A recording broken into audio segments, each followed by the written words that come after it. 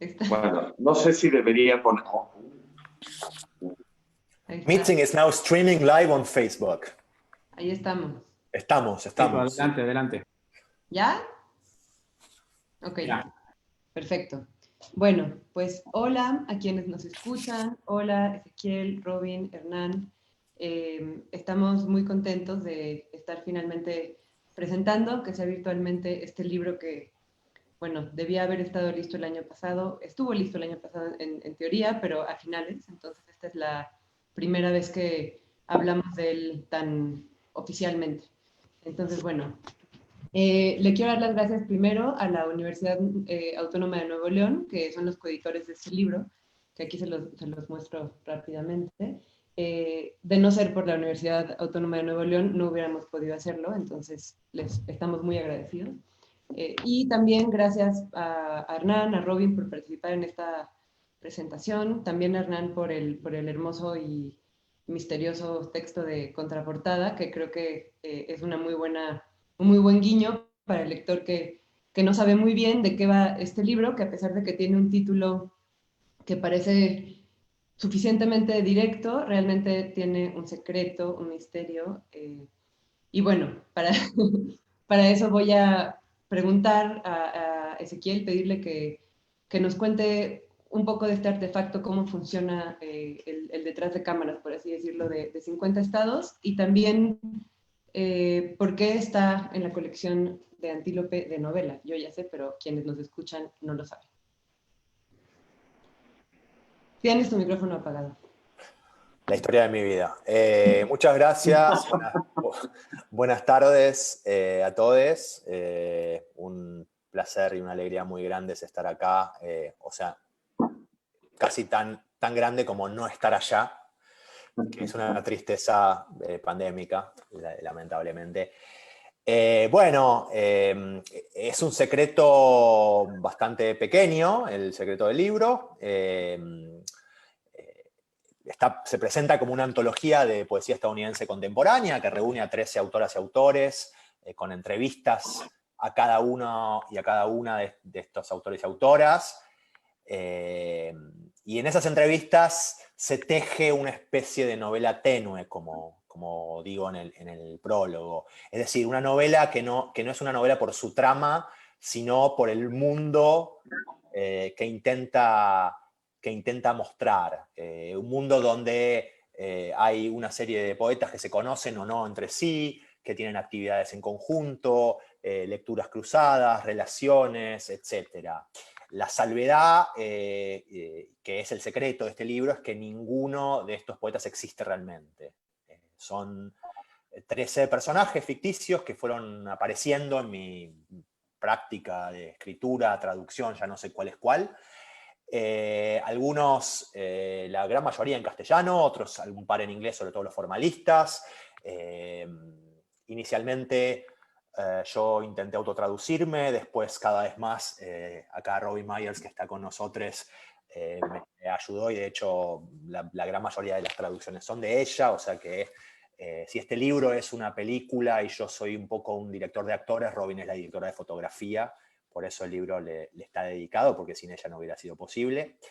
Pero bueno, la cuestión es que originalmente yo pensaba hacer una antología lisa de poesía estadounidense. Después llegué a Estados Unidos, empecé a una maestría en NYU, donde tuve la suerte de tener a Sergio Cheifek como profesor.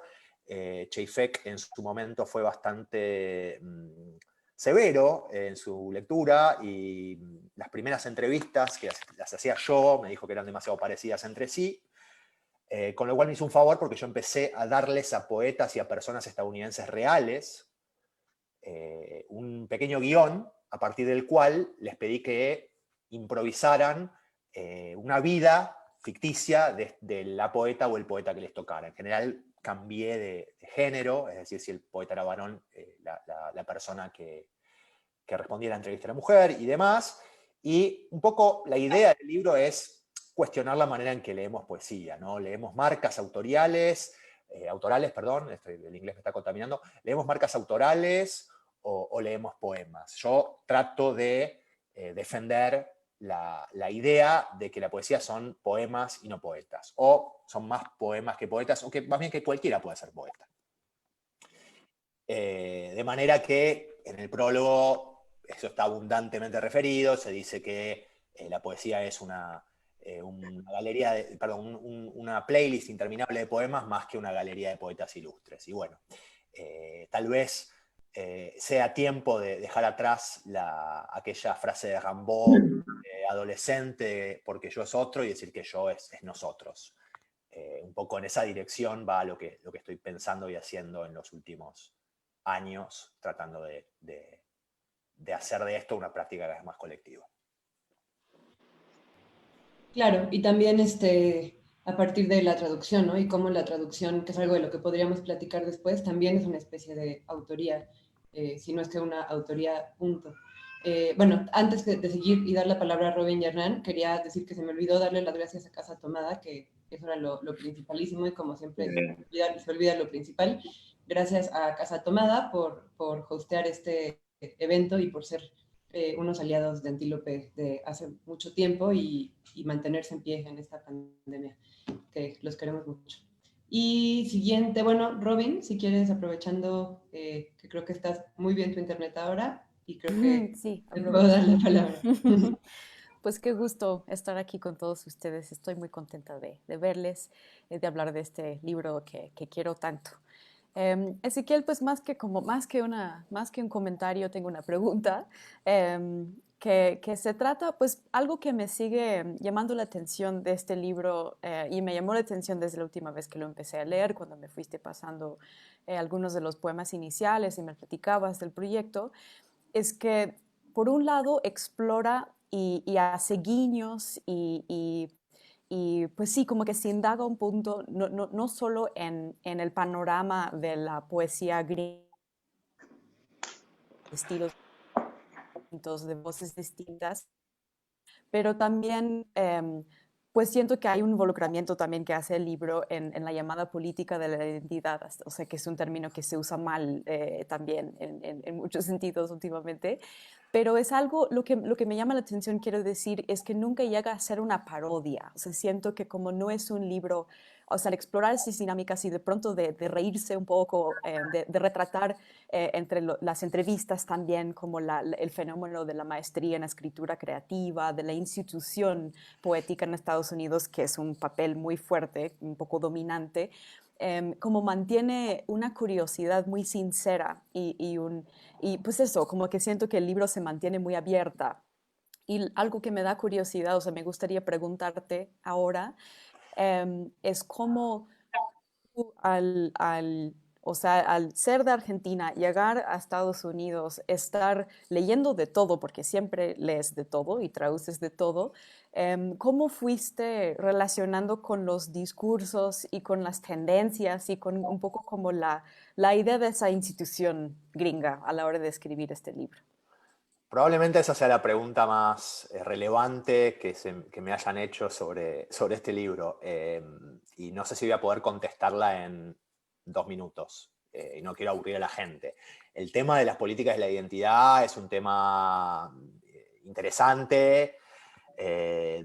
Evidentemente hay una necesidad política, táctica de defender el derecho a la mayor cantidad posible de grupos de personas a tener visibilidad y representación, pero también lo que ocurre es una especie de fetichización de las identidades y exotización de las identidades muy perverso, y eso es algo que bueno, se ve bastante en la política estadounidense y tal vez cabría interpretar, ¿no?, como el supremacismo blanco como una especie de devenir perverso de las políticas de la identidad, ¿no? Podría hablar largamente sobre este tema. Lo que sí voy a decir para quedarme on topic es que surgió el cuestionamiento cuando yo estaba armando este libro, escribiendo, me suena un poco vago, tal vez, porque no fue solo escribirlo, con sobre todo las personas de Estados Unidos que yo quería convocar a hacer las entrevistas, ¿no? Diciéndome, no, pero ¿cómo te vas a poner en la piel de una persona negra? ¿Cómo vas a escribir desde la subjetividad de una mujer? Y eso fue algo que tuve que navegar. Ciertamente, en vez de yo hacer como esa especie de ventriloquismo, de hacer todas las entrevistas, cambiar de roles y siempre mostrar la subjetividad desde un lugar de refracción, es decir, a través del prisma de otra subjetividad, me sirvió como mecanismo para poder negociar con ese problema de una manera respetuosa, ciertamente no paródica, digo, no creo que el humor sea algo a desdeñar en poesía, sino todo lo contrario. Muchos de mis poetas favoritos son graciosos, pero no es un libro que esté hecho en broma. Ninguna broma se sostiene durante 10 años, y menos para la persona que la tiene que contar una y otra vez. En ese sentido, todos los poemas del libro de alguna manera dan cuenta de algún estado de experiencial mío, aunque traducidos a otras subjetividades. Yo pienso que, digo, esto no lo dije yo, no es una idea mía, pero uno no escribe para ser uno mismo, ¿no? Para ejercer esa especie de metafísica de la propiedad privada, que es la identidad o el estilo, sino para ser otro, ¿no? Para ser otra cosa. Y en ese sentido también mi práctica como traductor, ¿no? Que efectivamente es como un cantante que canta covers o canta canciones de otras personas, nadie diría que no está interpretando, que no le está poniendo su voz, ¿no? Yo no creo que haya una voz, yo creo que todos tenemos muchísimas voces, y que las voces en realidad no son de nadie, son públicas.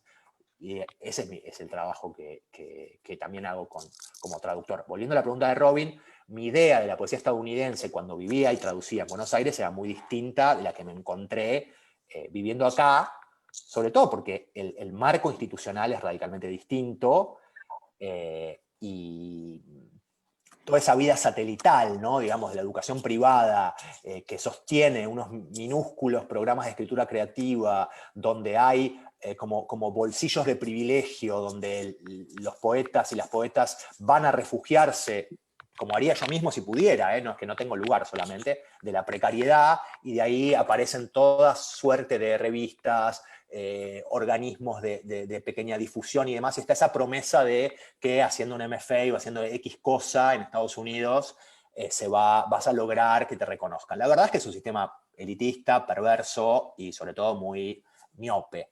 El hecho de que Robin no tenga un libro publicado en Estados Unidos y esté publicada en tantos otros países es realmente demencial. Pero bueno, me parece que Estados Unidos es un país que en su idea cultural de sí mismo tiene una visión muy cosmopolita, pero en realidad es bastante pueblerino. Bastante pueblerino. Imagínense ustedes, como decía la otra vez, ver películas y escuchar canciones siempre en su idioma, que nunca les hablen en otro idioma, que todo esté traducido a tu idioma. Es terrible, como ejercicio intelectual es de una pobreza tristísima. Bueno, a mí me gustaría partir de estas enormes provocaciones que acabas de soltar y que cada vez que hablamos entre nosotros cuatro, adentro y afuera de tu libro, nos surge. Tiene que ver precisamente con lo que Robin apuntaba sobre las políticas de la identidad, que en realidad aquí es la defensa ardorosa de una razón completamente sin vida, o si se quiere, como de una suerte de proceso legal para favorecer o aprobar la legalización de las legiones que somos todos, ¿no? Creo que en ese sentido el libro, que sí, en efecto es un artefacto que, como tú has llamado en muchas ocasiones y lo haces aquí, es una novela tenue. Ahora más bien me parece y lo digo porque a raíz de esto lo pensé brevemente, eh, me parece una gran comedia de enredos, ¿no? En el sentido de que todo ese todo ese catálogo de personajes que aparecen aquí y allá, en realidad son refracciones, deseos, profecías, regresiones de los sucesivos otros que aquí se dan cuenta, hasta llegar a 13, por supuesto, ¿no? Siempre el número es incómodo, necesario y de mala suerte, pero en realidad el gran catalizador de todo esto, el gran dramaturgo y el que pone en juego todos estos enredos eres tú. Y con la ayuda de numerosos autores, de narradores, de gente de a pie, de ciudadanos de a pie, conformaste este catálogo que, insisto, vale la pena exorcizar críticamente un espíritu por ocasión, ¿no? Entonces, en ese sentido, a mí sí me gustaría preguntarte, porque digo, sin tener la participación protagónica que tuvo Robin, también tuve mi crédito menor de extra en este libro. A mí sí me gustaría preguntarte, ¿cómo lo ves ahora a la distancia, después de los 10 años de la escritura y luego los sucesivos de publicaciones en Argentina, ahora en México y posteriormente en España, ¿no? Y falta, por supuesto, la edición en Estados Unidos, ¿no? Donde veremos a ver de qué manera se arma el libro y cómo se le da vuelta, ¿no? Sí, sí, la edición en Estados Unidos dudo que suceda alguna vez, pero si sucede será con nuevas entrevistas a gente de Latinoamérica haciéndose pasar por las personas de Estados Unidos y retraducidas por 13 traductoras o traductores distintos. Si eso sucede, pero bueno. Claro, no, entonces más que una novela, sí me gustaría preguntarte, ¿lo sigues viendo como novela tenue o lo ves ya como un artefacto teatral o lo ves, como tú mismo lo advertías en una parte, como un ensayo colectivo acerca de las múltiples maneras de la poesía estadounidense? Y como ensayo me refiero también al género donde evidentemente todo cabe sabiéndolo desacomodar, como se ha hecho aquí en las páginas de este libro. Mira, te agradezco la pregunta. La verdad es que el riesgo de tener amigues tan inteligentes y que te conozcan tanto es que te pongan en aprietos con las preguntas más interesantes, pero también de menor circunstancia. A mí, en particular, la cuestión de los géneros de literarios no me importa nada. Yo soy un lector sobre todo de poesía, de ensayo, de teoría, de historia, a veces de novela, no es mi género favorito. No porque no me guste la novela en sí, sino porque me cuesta más encontrar la intensidad de lengua que yo disfruto. Y no sé qué es este libro. Me parece que es un libro que no tiene un género claro, que es un libro donde que pretende mostrar que el rol que se dice que la poesía tiene no es el que nos estaban diciendo que era. Y me parece que la poesía es un vaso comunicante y una puerta de entrada a otras formas, a otros usos de la palabra que en este momento en particular se vuelven relevantes. ¿Por qué se vuelven relevantes? Y porque estamos en un momento de enorme fragmentación y captura y extracción de la atención. Nos pasamos el día leyendo, y sobre todo ahora en pandemia, en pantallas, con un movimiento que no es el movimiento, digamos, horizontal secuencial, sino que es más de scroll y es más de hipervínculo, ¿no? De salto de una cosa a otra.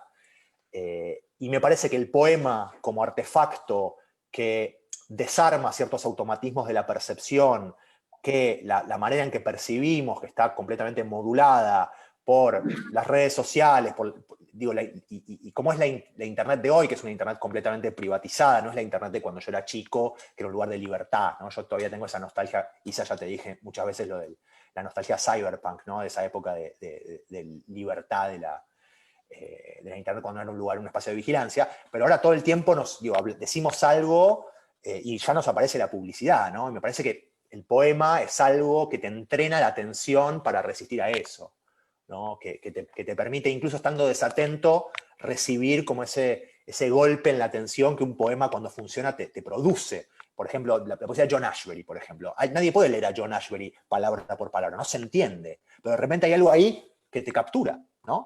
Y eso es lo que tiene un poema, que obviamente también tiene una novela, pero es más difícil reproducir una novela en Instagram, o más difícil poner una novela en las manos de una persona que tiene su atención completamente fragmentada y modelada por su experiencia sensorial diaria, que es básicamente estar encerrada en una casa y mirar redes sociales. Y por eso me parece que la poesía, digo, está llamada en este momento a ocupar un lugar mucho mucho más preponderancia que la que tuvo en el momento, digamos, de consecución de la autonomía literaria el momento de la novela. Me parece que este momento, la narrativa, digo, está de vuelta. Las novelas son maravillosas, hay novelistas geniales, etc. Pero me parece que la narrativa está más en las series o en el cine que necesariamente en la palabra escrita. También está en la palabra escrita, pero de vuelta, no es un género que para mí tenga tanto potencial de masividad, y digo esto sin ningún tipo de vergüenza, como la poesía. Me parece que es crucial que como personas que somos artesanes de la palabra, que intervengamos políticamente y que tratemos de vender menos barato nuestro capital simbólico. Me parece que estamos vendiendo muy barato nuestro capital simbólico y que tenemos una oportunidad importante. Esto no lo esperaban, pero bueno, ya, improvisar es así.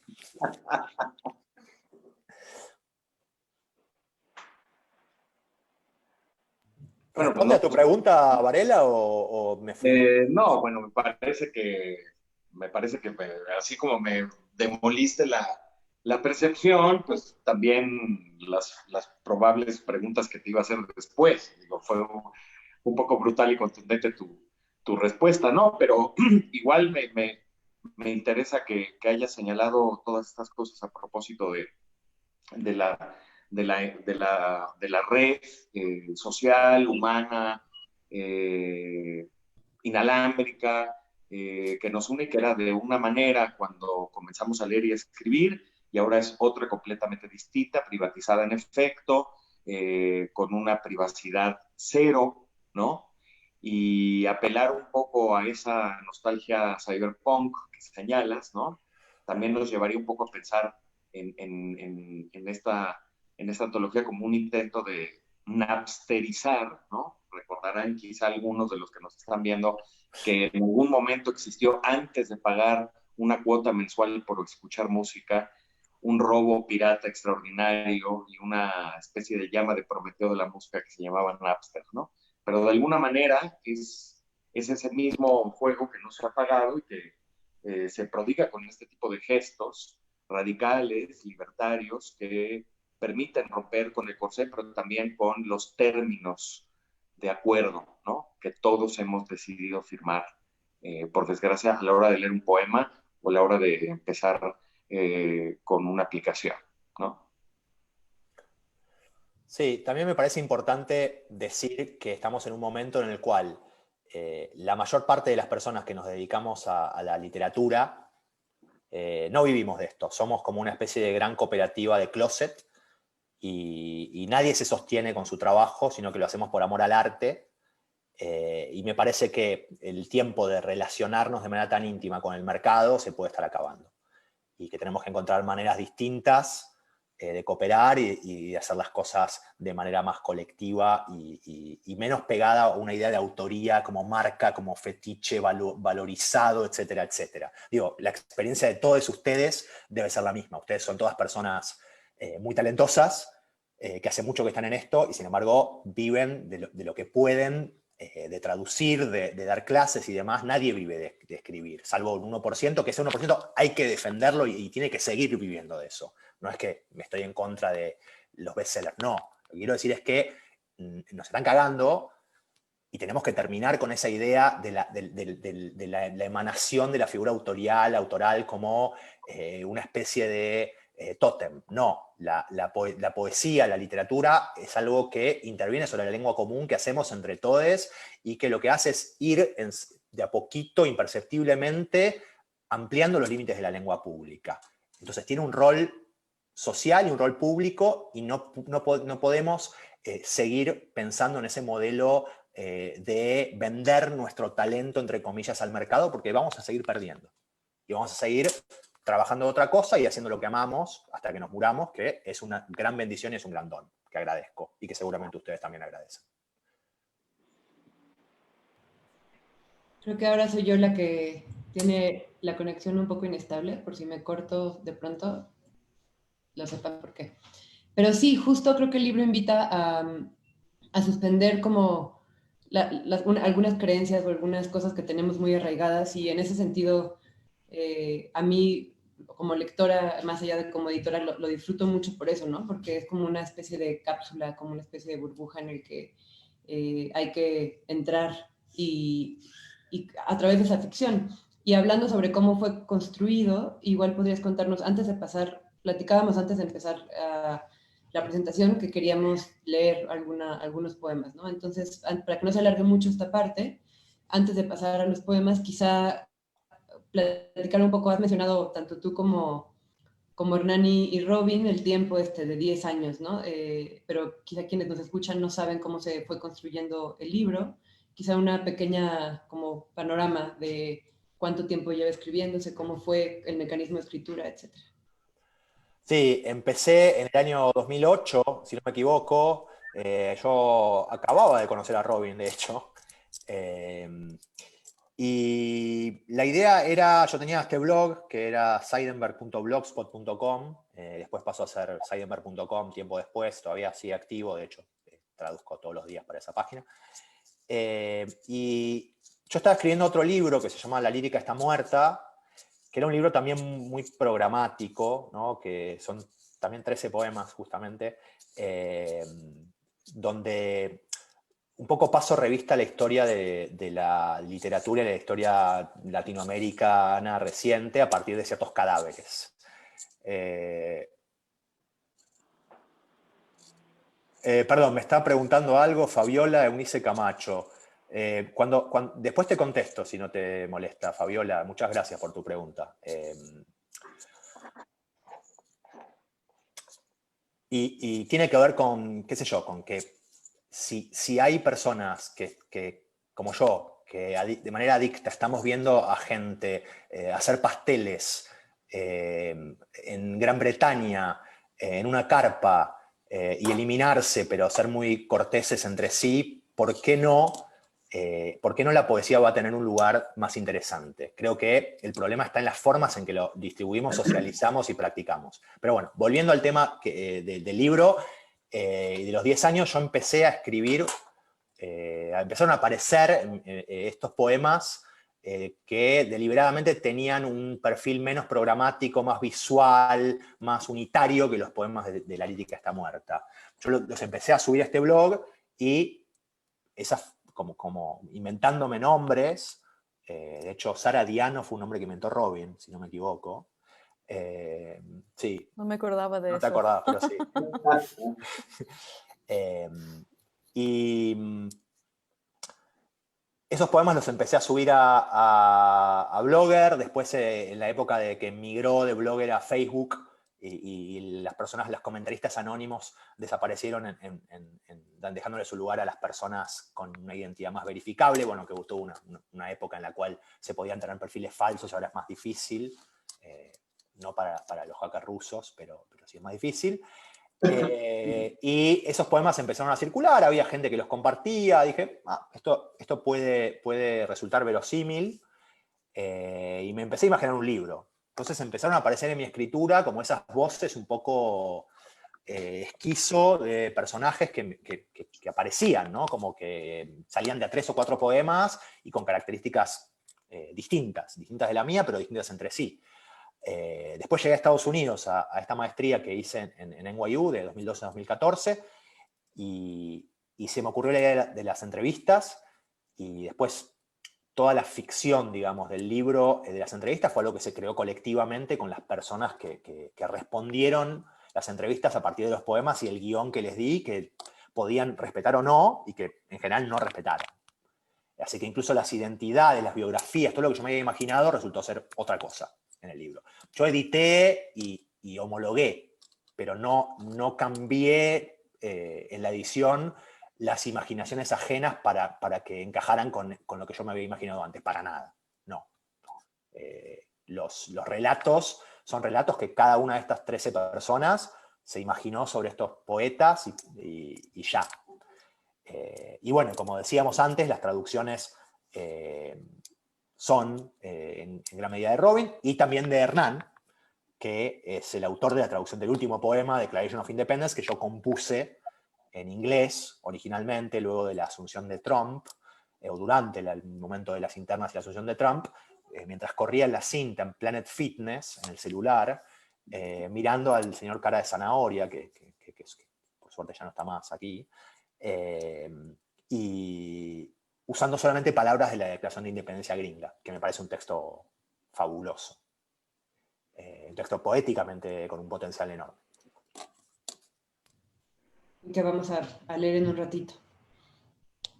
Bueno, pues si quieren, podemos empezar a hacer una ronda de lecturas, quizá, o bueno, no sé si hay más preguntas, pero aquí nos avisará Chema si hay más preguntas. ¿Quién empieza? No dijimos quién empezaba. ¿Yo? ¿Ezequiel? Robin, Isabel, no sé. Yo lo tengo aquí apartado, si quieren empiezo yo. Vale. Y voy a leer uno muy cortito. Voy a leer un poema de Amy Benoit, que de hecho es la única poeta de la antología que no es estadounidense, es canadiense. Y el poema se llama Hora Pico. Hora Pico. Para subirme al subte esta mañana tuve que atravesar a los codazos una pared de gente.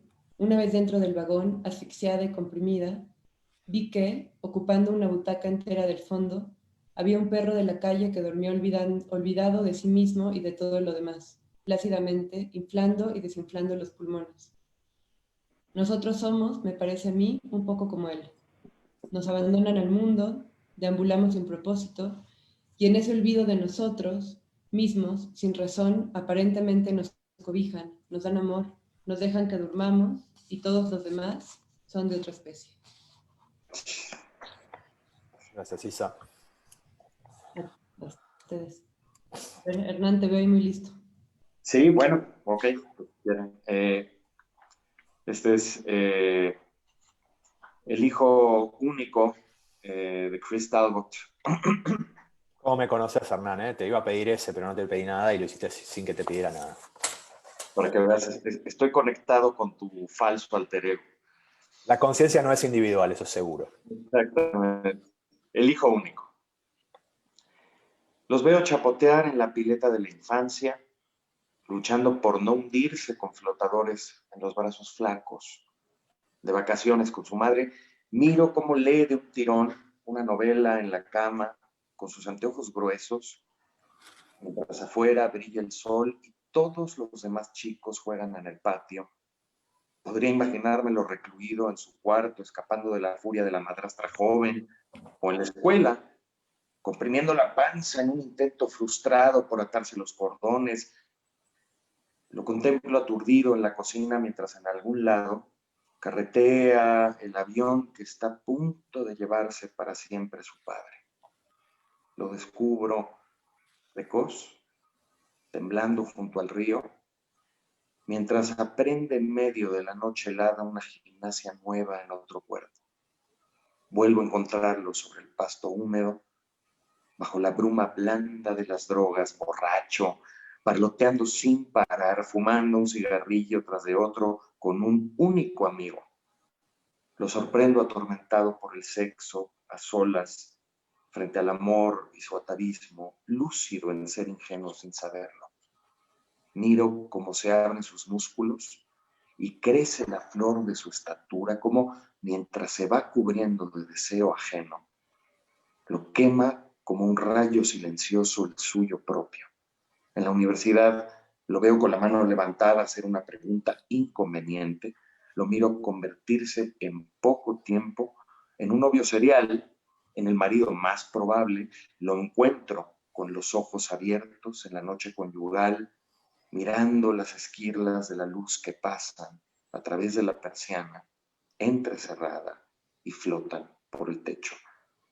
Lo veo suspendido por el aire en su asiento asignado, sin poder dormir, con el estómago revuelto por su futura decisión, y un vaso de plástico en la mano.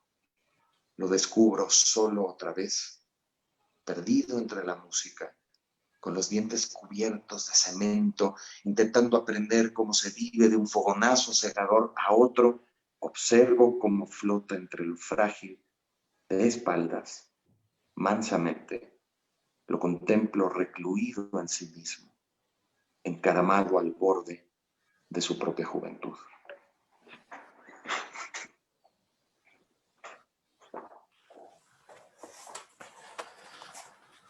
Cowboys de la impermanencia, de Leroy S. Davis.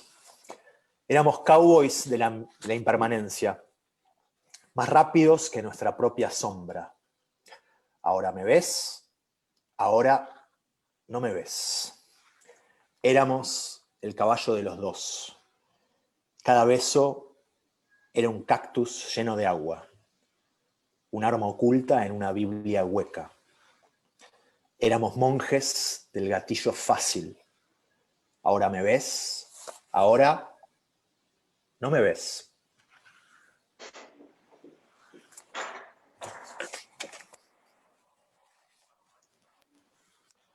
Robin.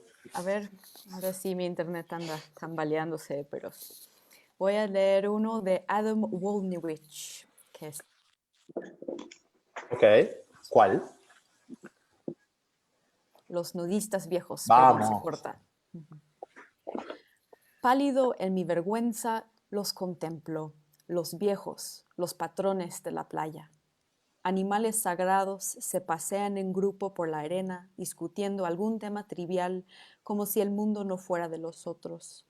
Salpicados de plata y sal los vientres de los hombres, como tambores de un metal oscuro, columpiando sus pechos las mujeres como tubérculos enormes.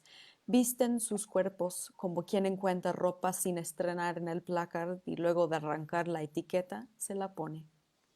Como menires bajo un sol que aturde, parecieran estar diciendo, somos polvo y sombra, aunque sombra que camina hacia la luz y polvo que fecunda una semilla. Brazo aniótico del mar.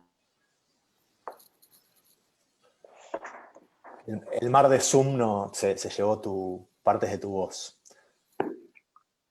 Pero solo el final. Ay. Qué lindo que eligieras ese, Rorro. A mí me encanta. Y entonces... ¿Sabes, me cayó el 20 de que no contestaste la pregunta de Fabiola Eunice Camacho y yo groseramente me la salté. No, la contesté en una digresión mientras estaba contestándote a vos. Ah, ok. Pero podemos, si hay una repregunta, podemos volver a eso. Súper. Perfecto. Entonces, nos seguimos con declaración de independencia. Sí. Entonces empieza Robin, ¿verdad? Y vamos hacia la derecha, como el mundo. Sí. Ojalá eso fuera una novela. Declaration of Independence. We hold the same convulsions of the self. We have been self-destructive. We hold on to this wholesome and patient sufferance. We are unfit for happiness or prudence. We are not likely to affect our safety. We may hold on together. We hold hands. We have each other, but we have pretended. Sostenemos las mismas convulsiones del ser. Hemos sido autodestructivos, nos sostiene esta íntegra y paciente tolerancia. No somos aptos para la felicidad o la prudencia. Es improbable que garanticemos nuestra seguridad. Quizá nos sostengamos juntos. Nos tenemos de la mano. Nos tenemos el uno al otro. Pero hemos fingido. We have each other, but we have pretended. We have been mean at times. We have kept our hands off each other. We have been good citizens, but we do not hold off. We hold these truths together, but have kept them from one another, these uncomfortable truths of our bodies, not in our bodies. For a long time, we have combined with others. Nos tenemos el uno al otro, pero hemos fingido. En ocasiones hemos sido crueles. Hemos dejado de tocarnos. Hemos sido buenos ciudadanos, pero no nos aguantamos. Sostenemos juntos estas verdades, pero no las hemos ocultado. No nos las hemos ocultado. Incómodas verdades de nuestros cuerpos, no dentro de ellos. Desde hace mucho tiempo nos hemos juntado con otros.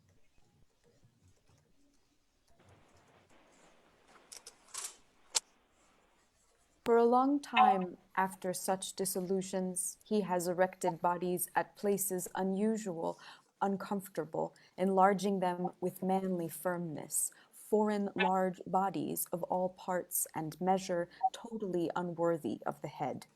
With or without protection, deaf to consanguinity, he has repeatedly abdicated consent.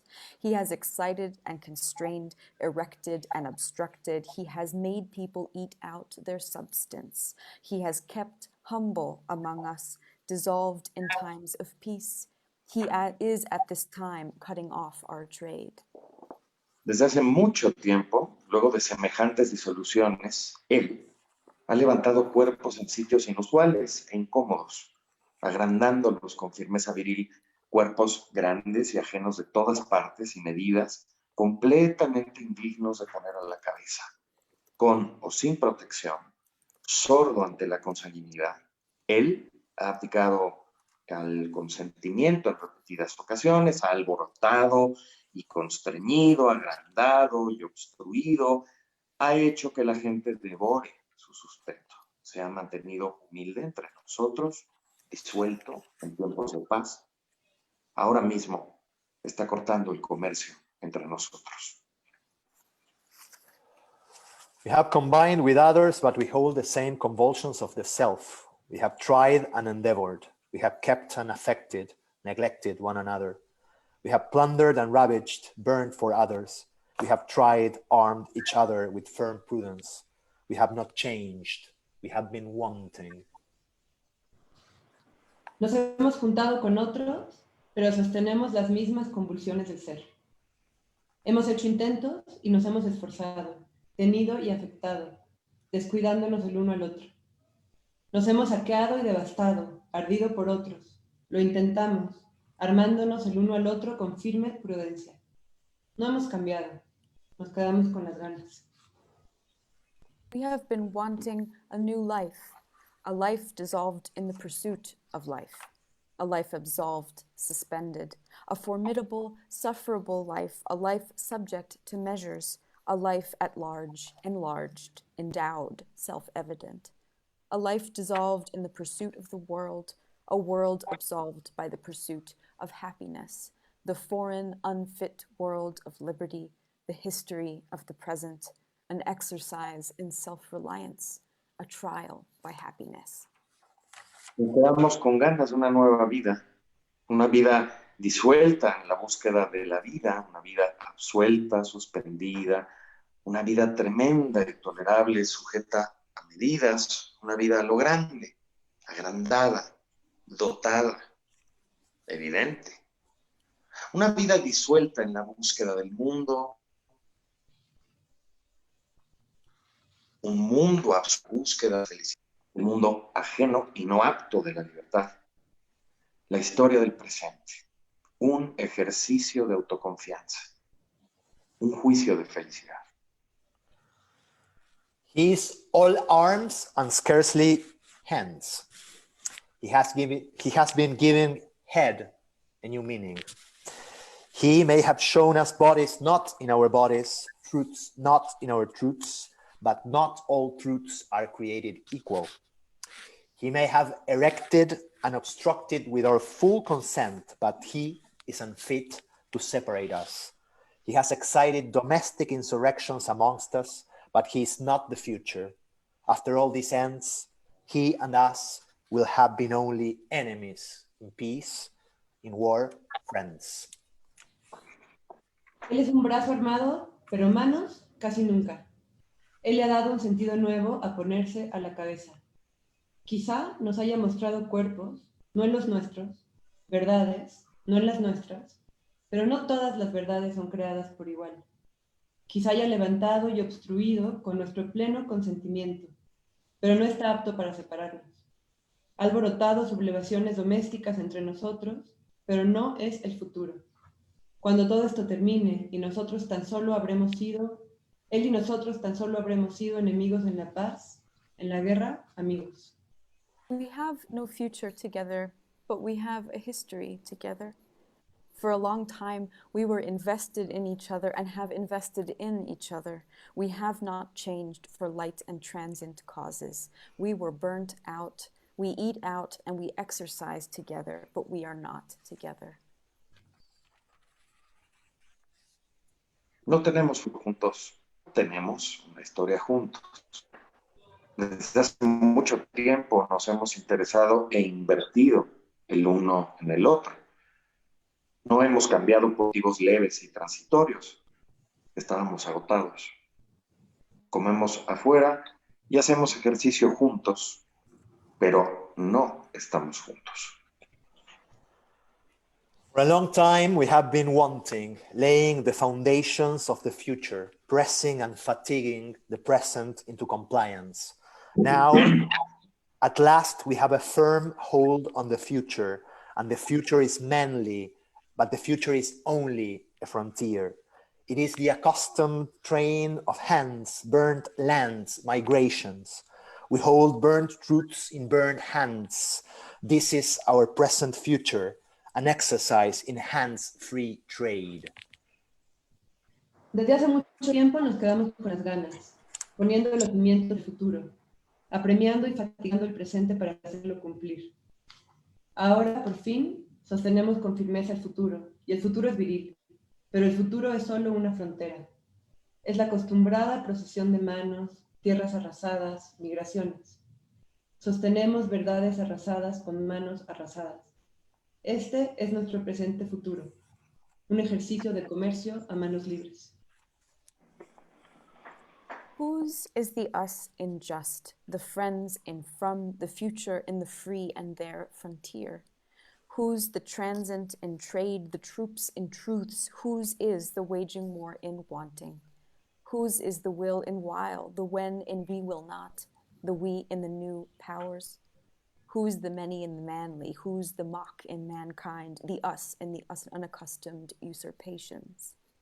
¿A quién le corresponden los otros del nosotros, los dones del donde, el futuro de los fuertes y su frontera?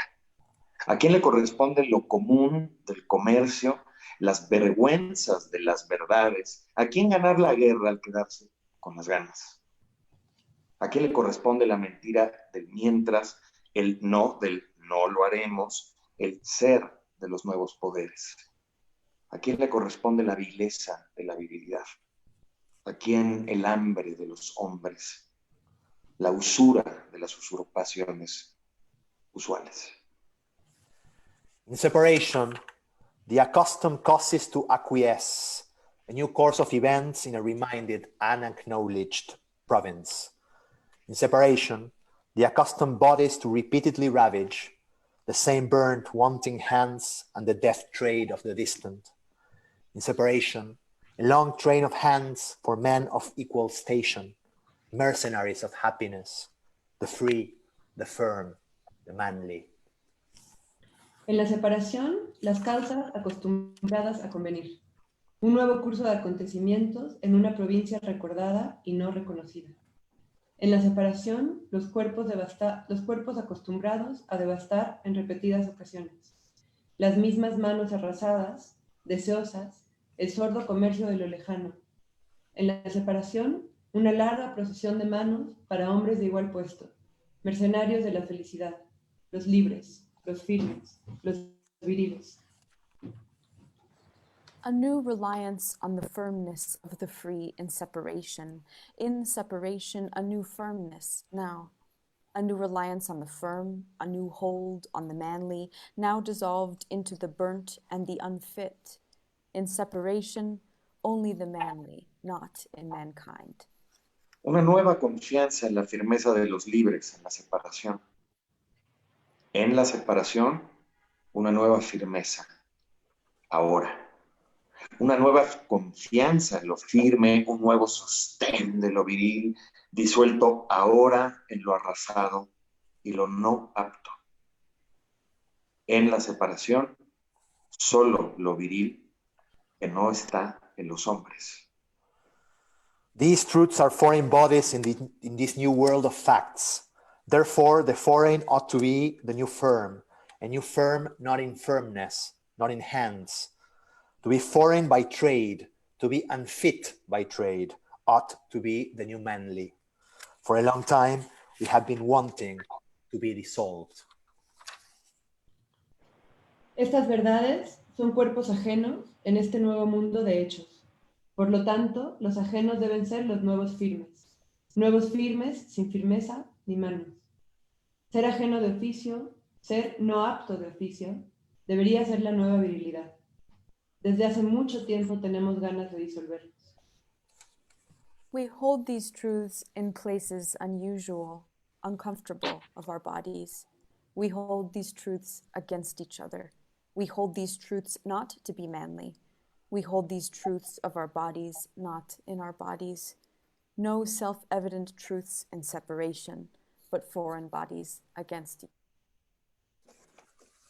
Obtenemos estas verdades en sitios inusuales, incómodos de nuestros cuerpos. Sostenemos estas verdades el uno contra el otro.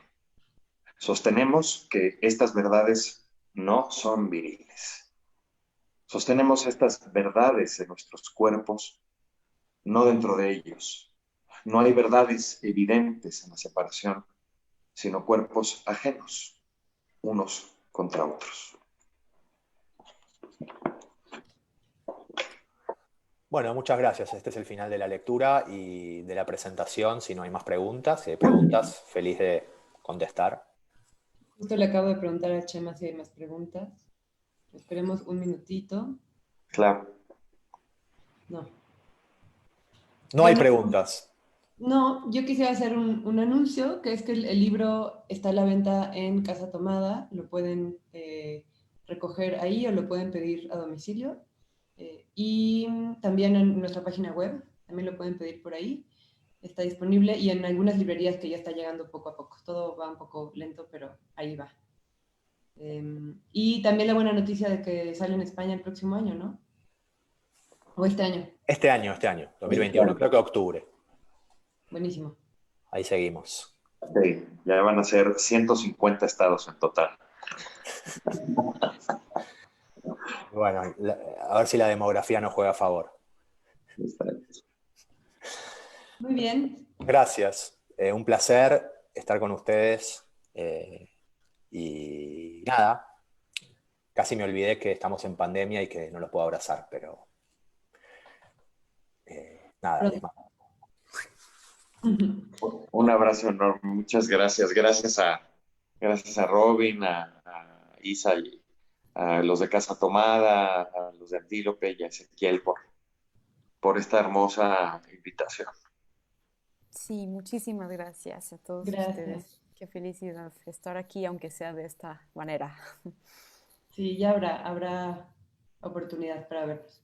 Muchas gracias a quienes nos escuchan, compren el libro y estamos viéndonos. Hasta pronto.